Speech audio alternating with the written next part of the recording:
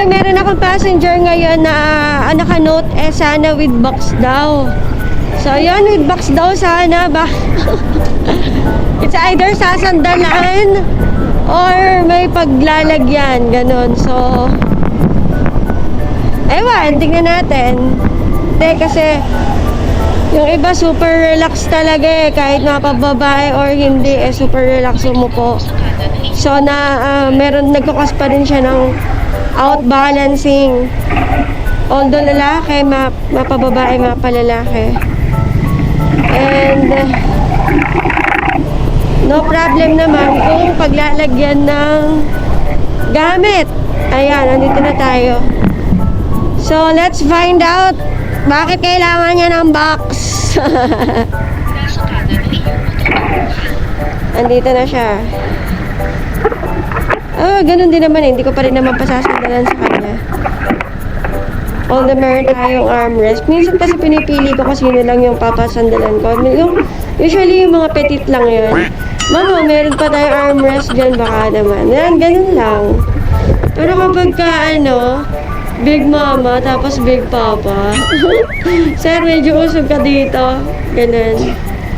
Hindi ko talaga hinahayaan na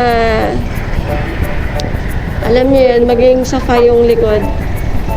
Kasi, yun nga, although pwede naman siyang sandalan dahil quality naman, tsaka sure naman talaga yung top box natin and yung bracket, yun nga lang yung alam niyo na yung balancing. Christian, Ryan. Yun naman yung yun naman talaga yung reason nun. Feeling ko meron siyang ilalagay. Ayan o. Ryan Christian. O, see? Ryan Christian po.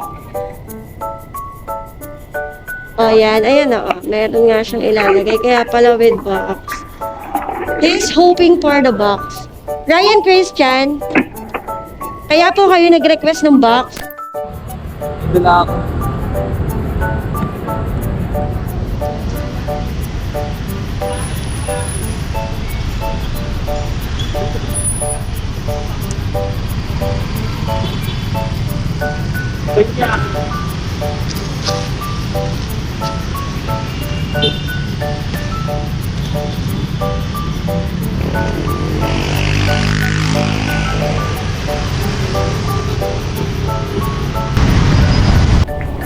Punta tayo Eastwood.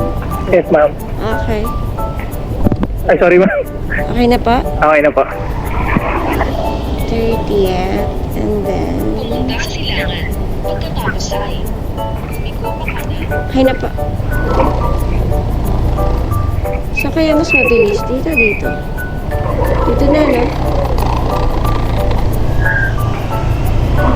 Tagal ka na nag-aangkas, ma'am? Yes po. Mga kanina pa.